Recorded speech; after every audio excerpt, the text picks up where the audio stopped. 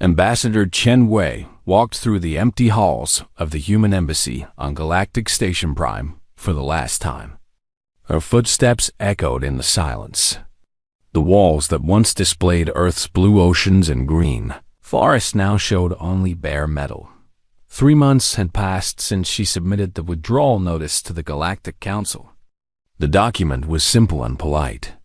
The Terran Confederation respectfully withdraws from galactic affairs to focus on internal development. No anger, no threats, just a quiet goodbye. Chun remembered the day she delivered the message. She had entered the council chambers during their regular session. The massive dome held representatives from over 200 species. The air buzzed with translation devices working in dozens of languages. Council. President Zethkara barely looked up from her datapad when Chun approached the speaking platform. The tall, blue-skinned Vorthan was busy discussing trade routes with her advisors. When Chun cleared her throat to speak, Zethkara waved her hand dismissively. Yes, Ambassador Chun. What small matter brings humanity before us today? Zethkara's voice carried the tone adults use when children interrupt important conversations. Chun had practiced her words many times. Honored Council President, I come to inform you that humanity is withdrawing from the Galactic Council. We thank you for the opportunity to participate, but we must focus on our own development now. The chamber fell silent for exactly 3 seconds. Then the noise returned, louder than before. Species that rarely agreed on anything suddenly found common ground in their confusion. Withdrawing? Councillor Vex Tar of the Regilian Federation leaned forward in his floating chair. But humans have only been members for 50 years. You are still learning. This is clearly an emotional decision, added Senator Krinoth from the hegemony. Her insect-like features twitched with what humans had learned was amusement. You will reconsider within a few months. Zethkar nodded agreement. Humans are known for their feelings getting in the way of logic. Take a year to think. The Council will welcome you back when you realize this mistake. Chun had expected this reaction. For 50 years, the galaxy had seen humans as useful, but not essential. They were decent mediators when other species could not agree. They built things that worked well enough. They asked good questions during negotiations. But they were not ancient like the eldest. They were not powerful like the hegemony. They were not wealthy like the Trade Federation. The decision is final, Chun said quietly. All human diplomatic personnel will leave their posts within 30 days. Trade agreements will be honored until their natural expiration. We wish the Council success in all future endeavors. She left the podium and walked out of the chambers. Behind her, the noise grew louder as representatives discussed this strange development. Most seemed more puzzled than concerned. The next 30 days passed quickly. Human embassies across the galaxy closed their doors. Diplomatic ships departed alien worlds. Trade vessels completed their final deliveries and returned to human space. The vast network of human outposts that dotted the galaxy went silent. Dr. Sarah Martinez had been Earth's representative to the Galactic Research Collective. She spent her last week on Science Station Beta 7 finishing her reports. Her alien colleagues seemed sad but not worried about her departure. It is unfortunate, said Dr. Uracell, whose species looked like walking trees with too many arms. Your questions often helped us think in new directions. But we have managed research for thousands of years before humans arrived. We will manage after you leave. Martinez nodded and smiled. She did not mention the 17 breakthrough discoveries that came from human-suggested approaches to old problems. She did not talk about how many dead-end projects she had quietly redirected towards success. Her colleagues would figure it out eventually. Captain James Morrison commanded the last human patrol ship in the disputed border region between the hegemony and Federation. His ship had spent 5 years keeping small incidents from becoming larger conflicts. The Galactic Patrol thanked him for his service and wished him well.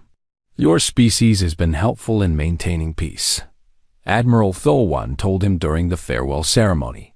The bear-like alien's formal words carried genuine respect. But these borders have been stable for decades. A few patrol ships from other species will easily handle any problems. Morrison handed over his sector maps and incident reports.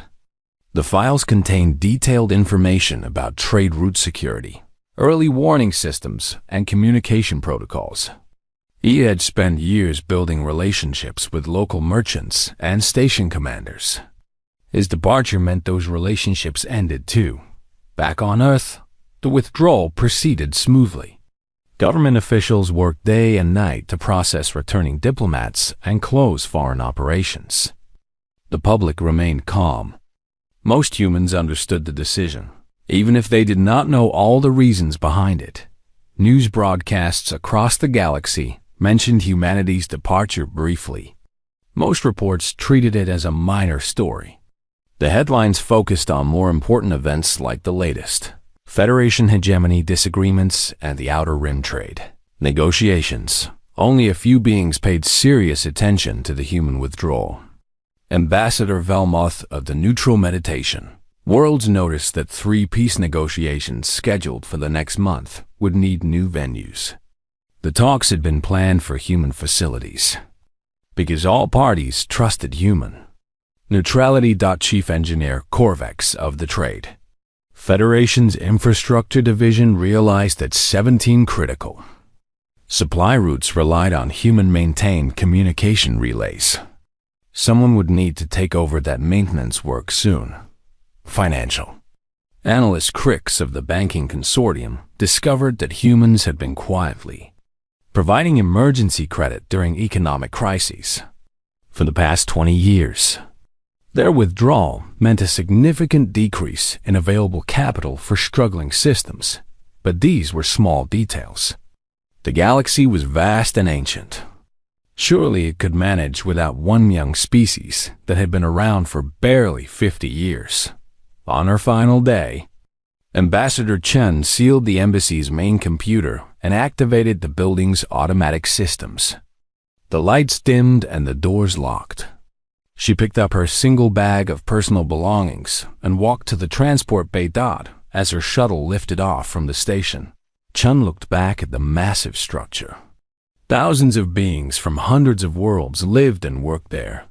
The galaxy's business continued as always. Her departure changed nothing visible from the outside, but Chen knew something the others did not. Humanity had spent 50 years learning how the galaxy really worked. They had discovered which systems were fragile and which were strong. They had found the hidden connections that held galactic civilization together. Soon, others would discover those connections too. 6 months after humanity's quiet departure, the first cracks began to show. Trade Captain Xeris of the Kalian merchants stared at his cargo, manifest with growing frustration. A simple shipping dispute had turned into something much bigger. What started as a disagreement about delivery schedules with the Rigel Consortium had exploded into accusations of contract violations, cultural insults, and now threats of violence.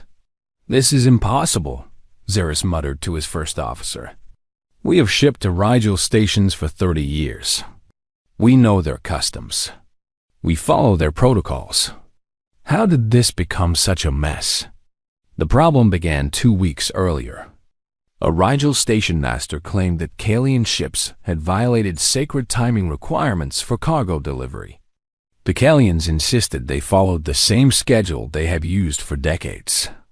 Neither side would compromise in the past. Such disputes went to human mediators. The Trade Resolution Center on Luna had handled thousands of similar cases. Human arbitrators understood both Kalian efficiency and Rigel tradition.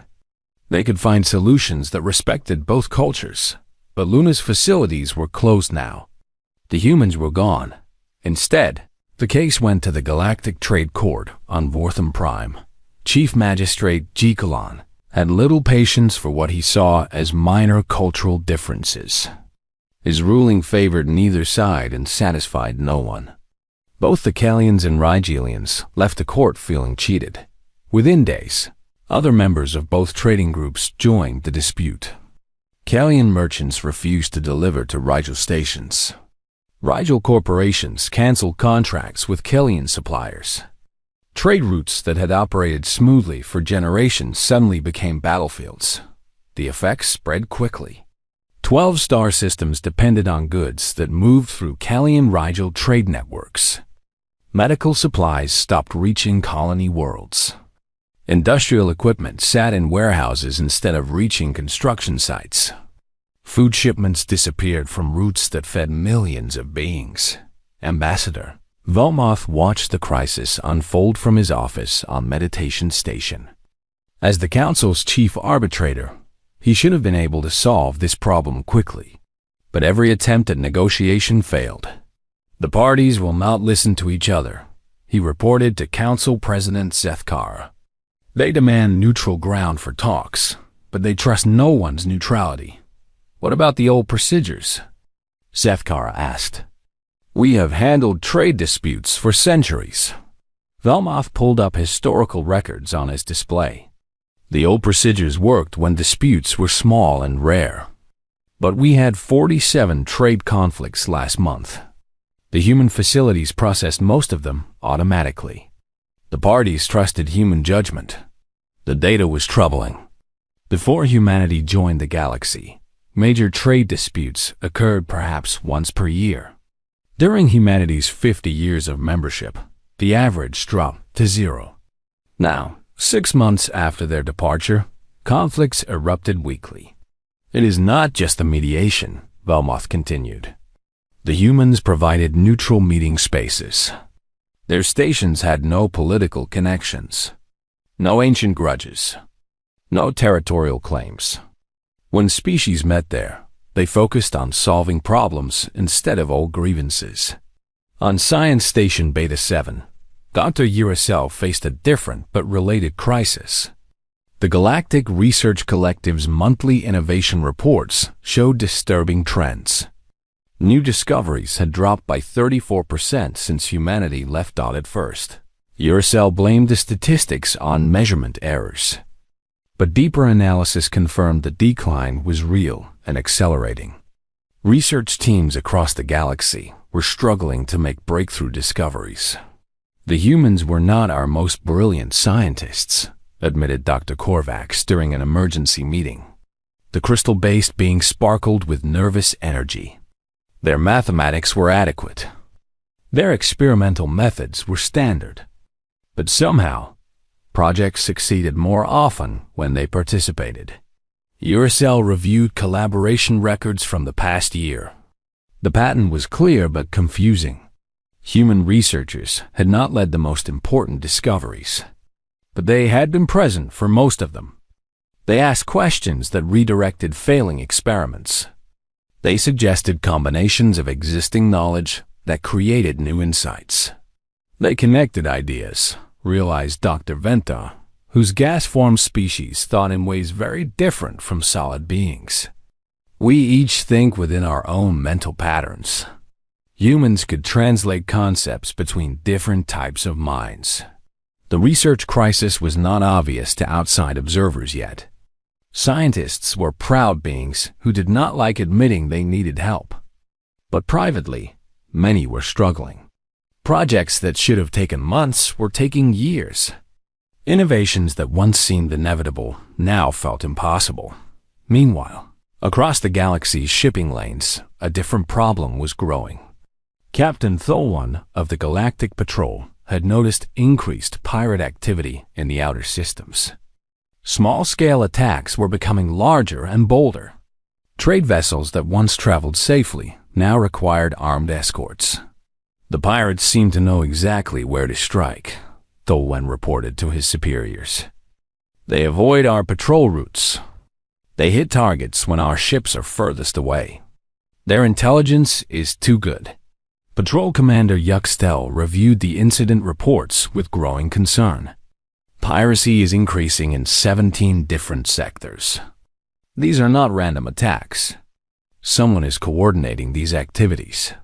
The truth was simpler than a grand conspiracy, but no one realized it yet. For 50 years, human trading posts had served as informal information networks. Merchants stopped at human stations to rest, refuel, and share news. Human station masters collected reports about unusual activities, suspicious ships, and dangerous areas. This information flowed quietly to patrol commanders and security forces. Pirates and smugglers found it difficult to operate when every merchant was an unknowing spy for law enforcement. The network had been invisible, but highly effective. Now those trading posts were closed. The information network was gone. Pirates could move freely without their activities being reported. What looked like organized crime was actually the absence of organized intelligence gathering.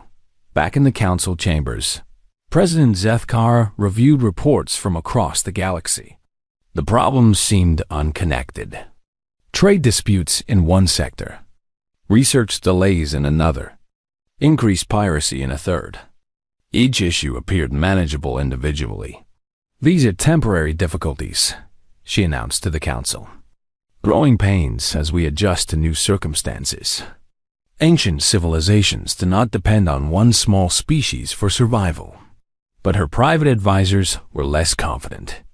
Economic analyst Crix had been studying financial flows since humanity's departure. The numbers told a worrying story. Emergency economic interventions have increased by 400%, Crix reported. Systems that were stable for decades suddenly need financial assistance. The humans provided credit during minor crises, preventing them from becoming major disasters. "How much credit?" Zethkar asked. "Nearly 8 billion standard credits annually." But it was not the amount that mattered. It was the timing. They provided help exactly when it was needed most, preventing cascading failures. The galaxy's ancient economic systems had been designed for stable, predictable trade. They could not adapt quickly to sudden changes. Human institutions had filled those gaps, providing flexibility that prevented small problems from destroying entire economies. Now the flexibility was gone. Economic shocks that once barely registered were toppling governments and bankrupting corporations. The effects were still small, but they were growing daunted as the months passed. More beings began to notice patterns. The galaxy felt less stable than before. Old problems that had been solved were returning. New problems seemed harder to address. Most still believed these were temporary issues. The galaxy had survived for millions of years. Surely it could handle a few difficult months without one. Minor species. But a few observers were beginning to suspect the truth. Humanity had not been minor at all. They had been essential in ways no one understood until they were gone. The galaxy was starting to unravel, one small crisis at a time. 1 year after humanity's departure, the galaxy exploded into chaos. The crisis began on a Tuesday morning when the Stellar Federation accused the hegemony of violating the Neutral Zone Treaty. Hegemony forces had crossed the border to pursue pirates, the Federation claimed. The hegemony insisted they had been invited by local authorities to restore order. For 40 years, such disputes have been settled quickly through human mediation.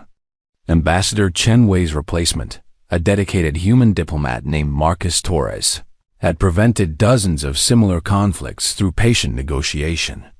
The neutral meeting rooms on Mars had hosted emergency sessions whenever tensions rose. But Mars was silent now. Torres was gone. The careful diplomatic protocols he had built were abandoned. Files in empty offices. "We demand immediate withdrawal of all hegemony forces," declared Federation Admiral Keshran during an emergency council session. Her species breathed methane, so she appeared through a protective environment suit that made her voice sound mechanical and cold. "The Federation accuses us based on lies and paranoia," responded hegemony war leader Vexstar. His massive frame towered over the other council members. "We will not be threatened by cowards who hide behind outdated treaties." Council President Zethkara tried to restore order, but the words escalated quickly into threats. Within hours, both sides had mobilized their fleets.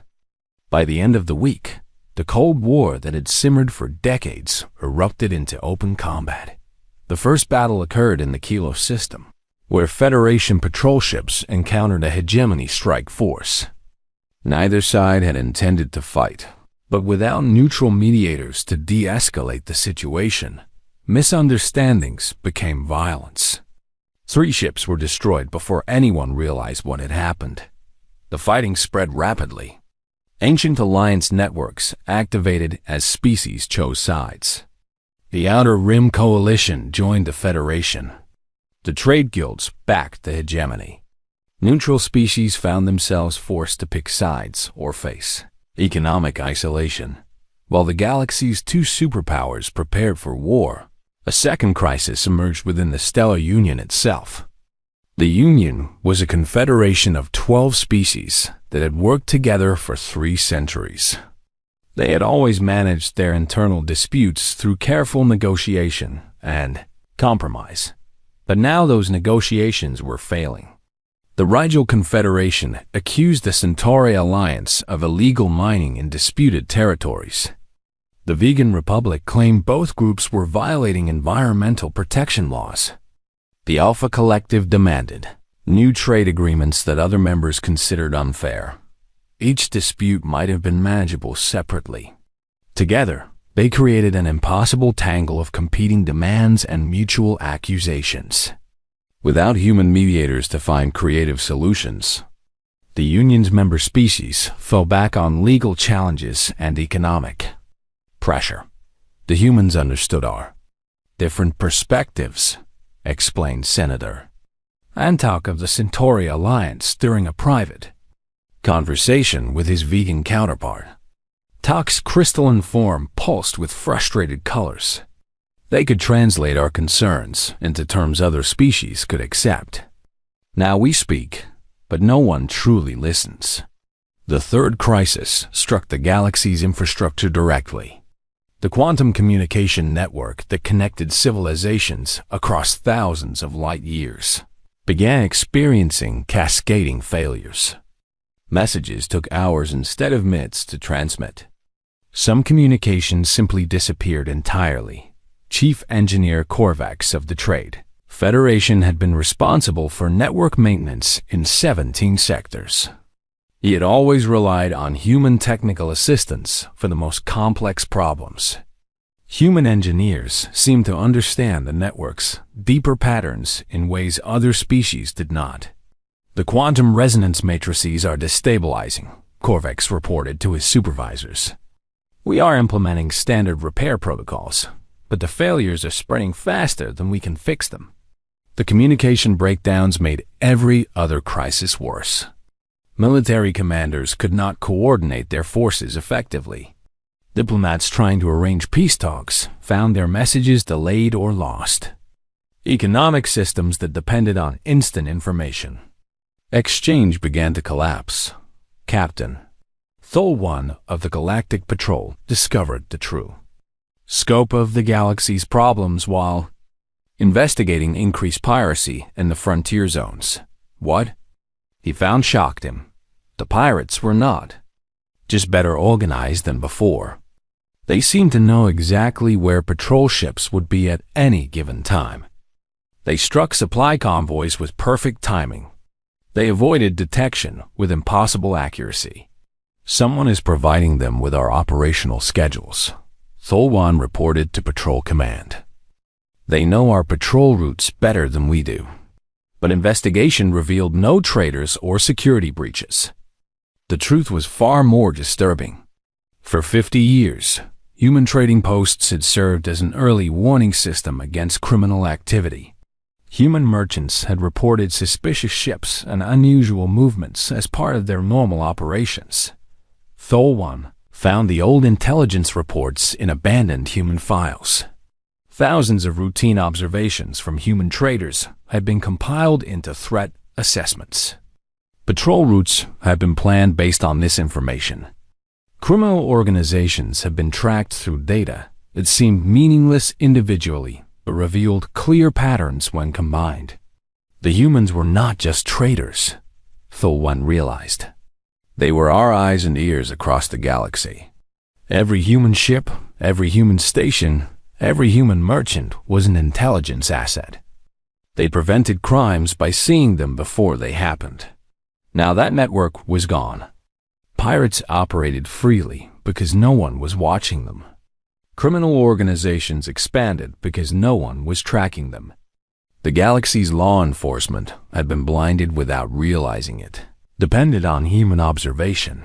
The economic impact of these multiple crises was devastating. The war between the Federation and hegemony disrupted major trade routes. The Stellar Union's internal conflicts shut down manufacturing centers.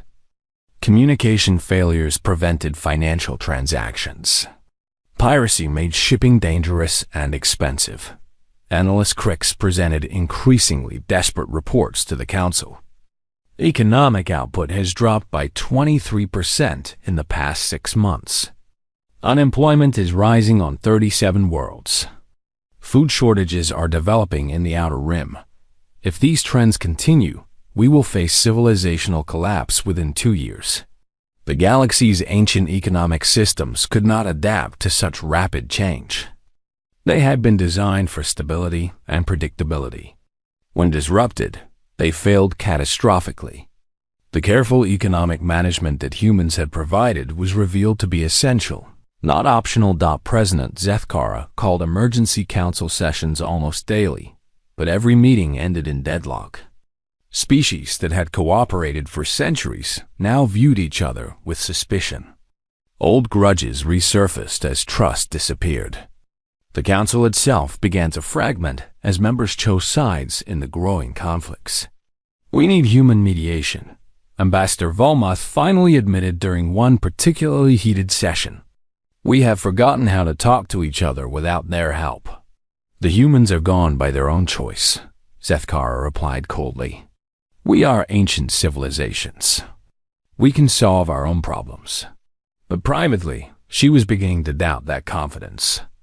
The problems were not getting smaller. They were growing larger and more complex every day. What had seemed like temporary difficulties were proving to be permanent changes. Deep in the council archives, forgotten reports began to take on new meaning. Documents about human diplomatic successes that had seemed routine now looked miraculous. Statistics about economic stability during the human years that had been ignored now seemed impossible. The galaxy was learning a painful lesson. Some species were noticed only when they were gone. Humanity had been the glue that held galactic civilization together. But their contributions had been so quiet and consistent that no one realized how essential they were as the first year of chaos ended and the second began. A few beings started to ask the question that would eventually consume the galaxy. What if humanity had not left because they were weak or emotional? What if they had left because they knew this would happen? 18 months after humanity's departure, galactic civilization teetered on the edge of complete collapse. The war between the Federation and hegemony had spread to engulf 43 star systems. What began as a border dispute had become a conflict that threatened to tear the galaxy apart. Ancient weapons that had not been used for centuries emerged from forgotten arsenals. Planets that had known peace for millennia became battlefields. Admiral Keshran stood in the command center of the Federation flagship Determination, watching her fleet prepare for what might be the war's decisive battle. Through the viewport, she could see hundreds of ships stretching to the horizon of space. But the sight brought her no joy. Admiral, we are receiving surrender offers from 6 more civilian colonies, her communications officer reported. They request immediate evacuation assistance. Keshran closed her eyes in exhaustion. The war had created the largest refugee crisis in galactic history. 12 million beings had fled their homes as the fighting spread. Refugee camps overwhelmed neutral systems. Food and medical supplies ran critically short.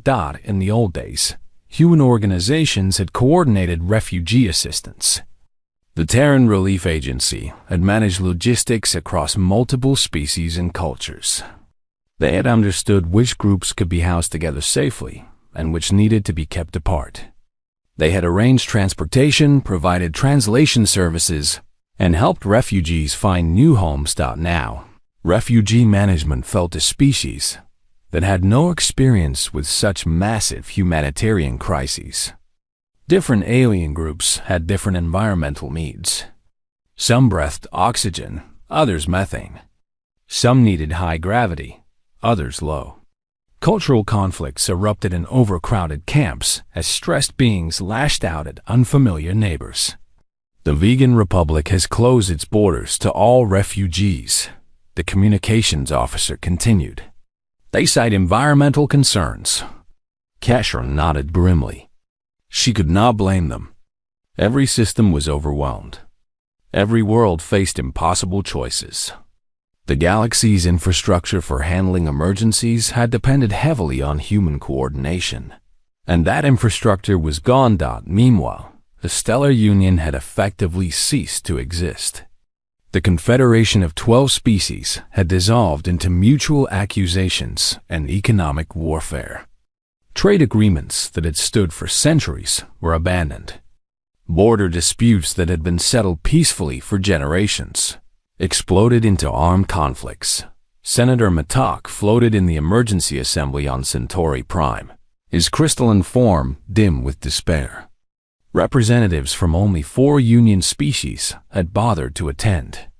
The others had withdrawn from all cooperative arrangements.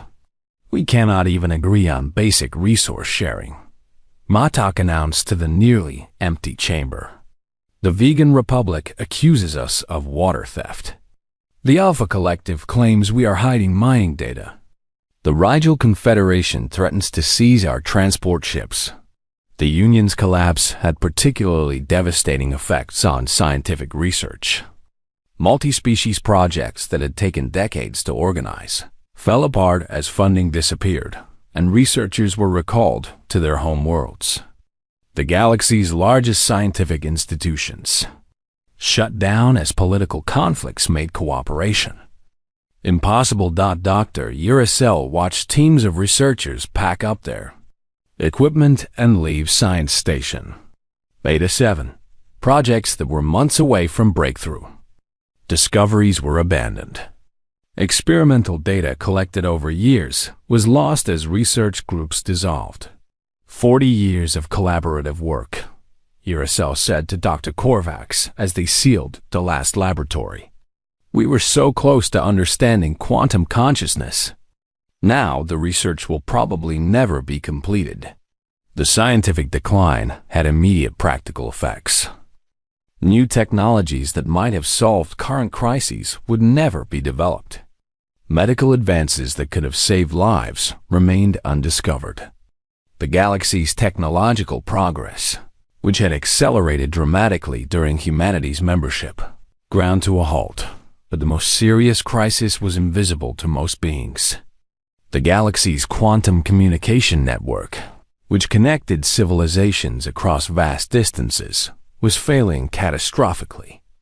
Chief Engineer Korvax had been struggling with the problems for months, but his repair efforts could not keep pace with the accelerating breakdowns. The quantum field resonators are becoming unstable faster than we can recalibrate them. Korvax reported to the Emergency Technical Committee. We have lost communication with 17 sectors in the past week alone. At this rate, the entire network will collapse within 6 months. The committee's members looked at each other with growing horror. The communication network was not just convenient. It was essential. Without it, the galaxy would fragment into isolated systems. Interstellar government would become impossible. Trade would collapse. Even the current wars could not continue if commanders could not communicate with their forces. What did the humans do differently? Asked Engineering Supervisor Nextel. The network was stable, during their years of membership. Corvex pulled up archived maintenance records. They performed continuous micro-adjustments to the quantum field harmonics. Small changes that prevented large instabilities from developing. We thought it was unnecessary complexity, but now I believe it was essential maintenance. The truth was that human engineers had approached the communication network differently than other species. While aliens focused on major repairs and upgrades, humans had developed systems for constant minor corrections.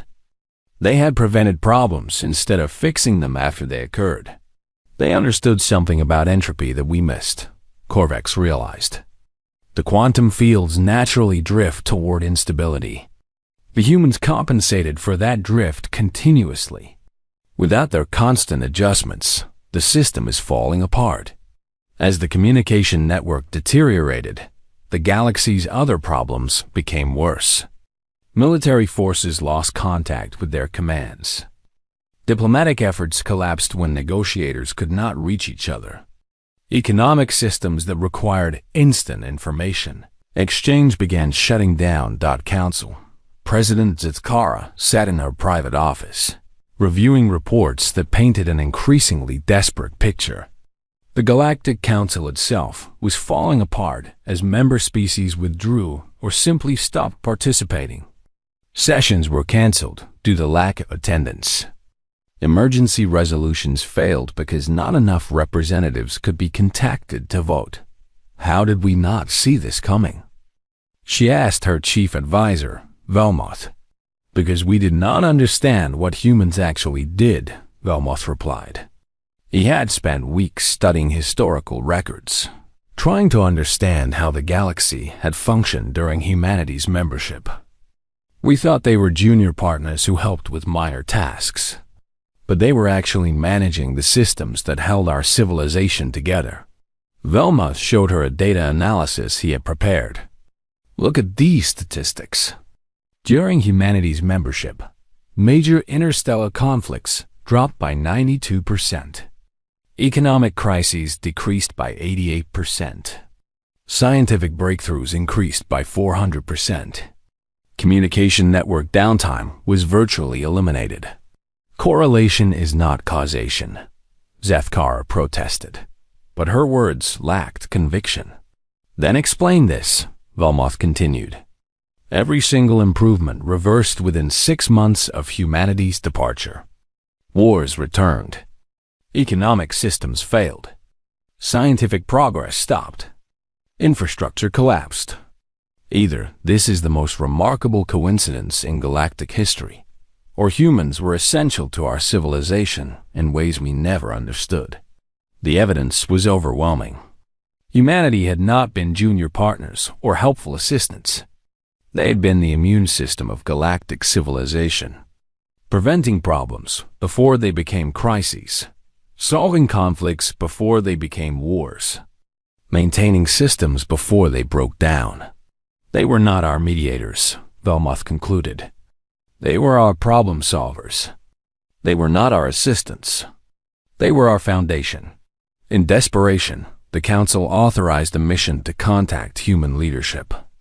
The fastest ship available was sent toward Earth's system with a formal request for emergency assistance. The message was simple. The galaxy was dying without human help. But when the ship reached the edge of human space, it found something impossible. A barrier of energy surrounded the Sol system, impenetrable to sensors or communication attempts. The barrier's technology was unlike anything in Council databases. It seemed to bend space itself, creating a protective shell around humanity's home. Long-range scans detected massive construction projects within the barrier. Energy signatures indicated technological advancement far beyond anything the galaxy had achieved. Radio transmissions leaked through the barrier occasionally, but they were encrypted with methods no Council cryptographer could break. The scout ship captain, a veteran explorer named Dexran, transmitted his report back to the Council with trembling hands. Whatever the humans have been doing for the past 18 months, they have advanced beyond us. They are not the same species that left quietly 2 years ago. When Zethkara received the report, she finally understood the truth. Humanity had not left because they were angry or emotional. They had not departed because they felt unappreciated or excluded. They had left because they had outgrown the need for galactic civilization's help. But galactic civilization could not survive without theirs. The galaxy that had dismissed humanity as young and inexperienced faced a terrifying reality. The species they had considered their students had 2 years after humanity's departure. As multiple species faced extinction and the Galactic Council dissolved into chaos, a single ship emerged from the barrier surrounding Earth's system. The vessel was unmistakably human in design, but its technology was unlike anything the galaxy had seen before. It moved without visible engines, leaving no energy trail. Its hull seemed to shift and flow like living metal. When it entered Council space, every sensor in the sector detected it simultaneously, though that should have been impossible. Admiral Keshran was the first to receive the transmission. Her Federation fleet was preparing for what everyone knew would be the final battle of a war that had already destroyed dozens of worlds. Both sides were exhausted, but neither could find a way to stop fighting. The message came through on all frequencies at once, in perfect translation for every species listening. The voice was calm and familiar, though tinged with something new, a depth of understanding that had not been there before. This is Admiral Sarah Chun of the Terran Confederation. We understand you have been experiencing some difficulties. Sarah Chun was the granddaughter of Ambassador Chen Wei, who had delivered humanity's withdrawal notice 2 years earlier. But where her grandmother had been diplomatic and careful, Sarah spoke with quiet confidence that commanded immediate attention. Keshran stared at her communications display in shock. Admiral Chun, this is Admiral Keshran of the Stellar Federation. We have been trying to contact human leadership for months. Where have you been? Preparing, Sarah replied simply. We have been watching. We have been learning. And we have been growing. We understand that the galaxy has been struggling in our absence. On Galactic Station Prime, the few remaining council members gathered in emergency session to receive humanity's message. President Zethkara looked older than her years, worn down by months of crisis and failure. The once proud chambers were nearly empty, with only 17 species still participating in galactic government. Sarah's image appeared on the main display, and immediately everyone in the room felt the change. This was not the same species that had left quietly 2 years ago. Sarah carried herself with the bearing of someone who had seen beyond the current crisis to solutions that others could not imagine. Honored council members, Sarah began, and her use of the old formal address brought tears to some alien eyes. We know that our departure caused unexpected difficulties. We did not foresee how dependent the galaxy had become on our assistance. Dependent? Council President Zethkara leaned forward, her voice sharp with pain and pride. We are ancient civilizations. We have survived for millions of years without human help. Sarah's expression showed no judgment, only understanding. Yes, you have survived. But survival and thriving are different things. For 50 years, you allowed us to help solve problems that you could have solved yourselves. We became your immune system against conflicts, your early warning system against crises, your bridge between incompatible cultures. She paused, letting the words sink in. When we left, we took away not just our help, but your own practice at helping yourselves. You had forgotten how to prevent conflicts instead of fighting them. You had lost the habit of maintaining systems before they broke. You had stopped seeing problems as opportunities for cooperation. Ambassador Velmuth spoke from his position at the mediation table. Then you admit that you abandoned us when we needed you most. No, Sarah said gently. We left when we realized that our continued presence was preventing you from growing. But we never abandoned you. We have been preparing for this moment. The main display changed, showing images that took everyone's breath away. Massive construction projects in Earth's system revealed technologies that seemed like magic. Cities that floated in space without visible support. Ships that could traverse vast distances instantly. Energy sources that bent the laws of physics. This is what we have been building, Sarah explained. Not weapons of war, but tools of understanding. Not shields for protection, but bridges for communication. We have learned to see beyond the conflicts that divide you to the connections that can unite you. Dr. Uracel, watching from Science Station Beta 7, leaned forward with fascination. How is this possible? Our last reports showed human technology as advanced, but not revolutionary. Sarah smiled, and there was sadness in her expression. We were hiding our true capabilities. We thought you would be frightened by how quickly we could advance. We tried to develop at a pace that would not threaten your sense of security. But that limitation was preventing us from becoming who we needed to be. The truth hit the assembled beings like a physical blow. Humanity had been holding back their development to avoid making other species feel inferior. They had limited their own growth to preserve galactic stability. Their departure had not been surrender. It had been liberation. What do you want from us? Zefkar asked, her voice barely a whisper. Nothing, Sarah replied. We want to give, not take. We have learned that isolation is not the answer. Connection is not dependency when it flows both ways. We want to teach what we have learned and learn what you can teach us. The human ship sensors had been analyzing the crisis while they talked. Sarah's next words proved that humanity understood the scope of the galaxy's problems better than the galaxy itself. The war between the Federation and hegemony will end within 6 hours if both sides agree to new mediation protocols. The Stellar Union can be reformed with constitutional changes that respect each member's sovereignty while enabling cooperation. The communication network can be stabilized with quantum field adjustments that we can teach your engineers. The refugee crisis can be resolved through coordinated relief efforts that we can help organize. Admiral Keshran found her voice. You can fix all of this in 6 hours. We can help you fix all of this, Sarah corrected. The solutions must come from you. We learned that lesson during our time away. True peace cannot be imposed from outside. It must grow from within. But we can provide the tools and knowledge to make that growth possible. What happened next would be remembered as the restoration.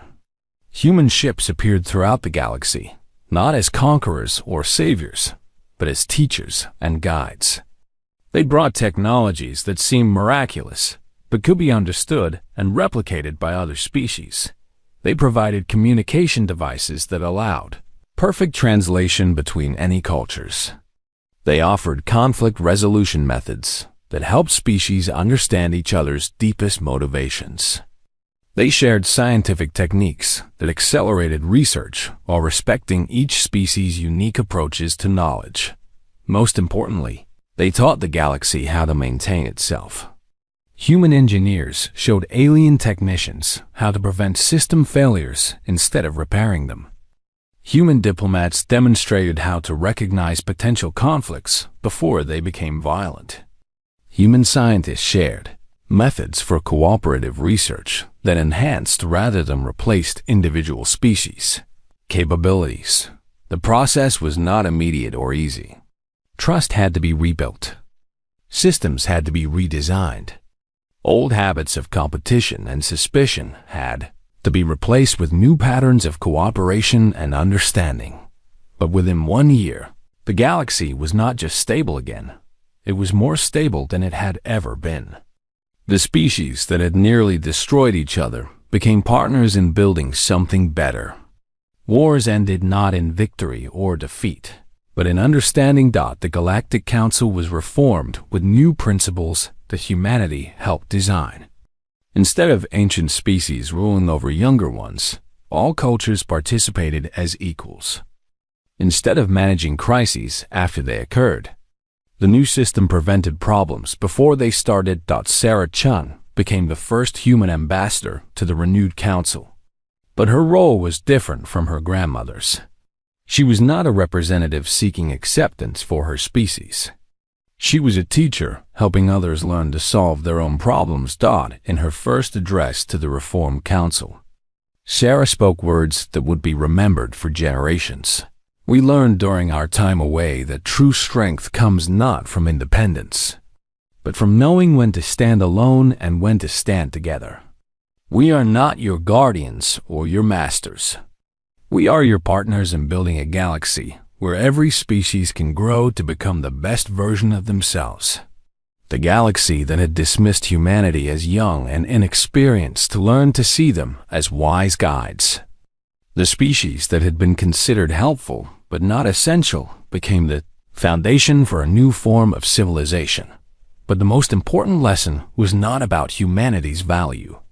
It was about the power of quiet service, the strength found in lifting others up, and the wisdom of knowing when to leave so that others can learn to stand on their own.